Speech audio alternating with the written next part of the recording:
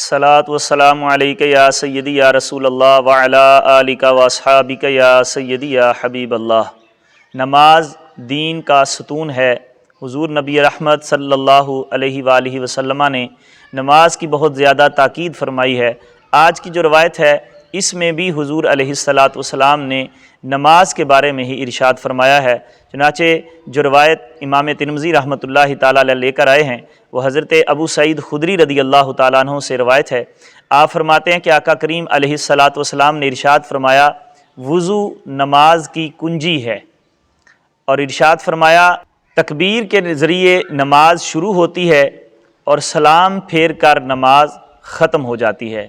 اور پھر حضور علیہ الصلاۃ والسلام نے ارشاد فرمایا اس شخص کی نماز نہیں ہوتی جو اپنی نماز میں سورہ فاتحہ اور اس کے ساتھ سورت نہ پڑھے، خواہ وہ نماز فرض ہو یا کوئی اور نماز ہو۔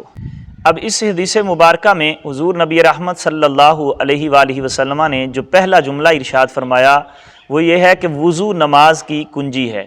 اس کا مطلب یہ ہے کہ وضو کے بغیر نماز نہیں ہوگی۔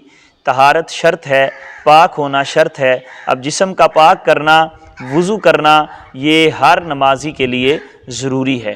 پھر حضور علیہ الصلاۃ والسلام نے فرمایا کہ تکبیر کے ذریعے نماز کو شروع کیا جاتا ہے اور سلام کے ذریعے نماز کو ختم کیا جاتا ہے۔ تکبیر تحریمہ کہنا یہ بھی شرط ہے۔ تکبیر تحریمہ کہے گا تو نماز میں بندہ داخل ہوگا۔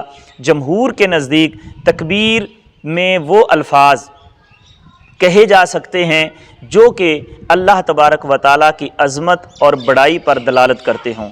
مثال کے طور پر کوئی کہتا ہے اللہ اکبر، کوئی کہتا ہے اللہ اجل یا اللہ اعظم، ایسے الفاظ کہنے امام صاحب رحمۃ اللہ تعالیٰ علیہ کے نزدیک جائز ہیں، اس کی نماز ادا ہو جائے گی۔ پھر حضور علیہ الصلاۃ والسلام نے فرمایا کہ سلام پھیر کر نماز کو ختم کر دو، یعنی نماز ختم ہو جاتی ہے جب بندہ سلام پھیرتا ہے۔ اب سلام پھیرنا اس میں السلام علیکم ورحمۃ اللہ کے الفاظ کہے جاتے ہیں۔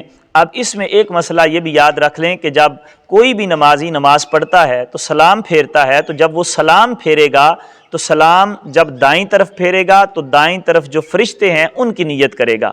جب جماعت کے ساتھ نماز ادا کر رہا ہوگا تو جو دائیں طرف لوگ ہیں ان کی اور جو فرشتے ہیں ان کی نیت کر کے وہ سلام پھیرے گا، اور جب بائیں طرف سلام پھیرے گا تو جو لوگ بائیں طرف موجود ہیں اور جو فرشتے ہیں ان کی نیت کرتے ہوئے بائیں طرف سلام پھیرے گا۔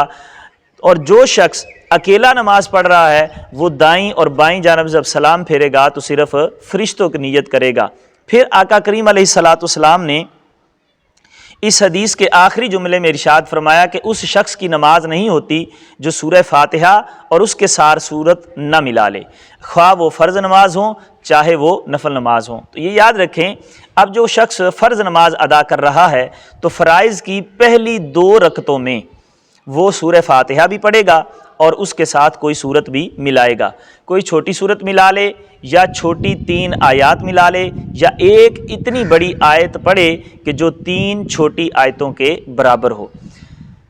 اب اگر وہ نفل پڑھ رہا ہے، وتر پڑھ رہا ہے، سنتیں ادا کر رہا ہے، ان تمام کی رکعتوں میں، ساری رکعتوں میں، پہلی 2 میں نہیں، 3 میں، 4 میں، جتنی بھی رکعتیں پڑھ رہا ہے وہ ہر رکعت میں سورہ فاتحہ بھی پڑھے گا اور اس کے ساتھ سورت بھی ملائے گا۔ صرف اور صرف فرائض کے اندر یہ ہوگا کہ بندہ پہلی 2 رکعتوں میں سورہ فاتحہ پڑھے گا اور اس کے ساتھ سورت ملائے گا، اور آخری 2 رکعتوں میں صرف اور صرف سورہ فاتحہ کی ہی تلاوت کی جائے گی۔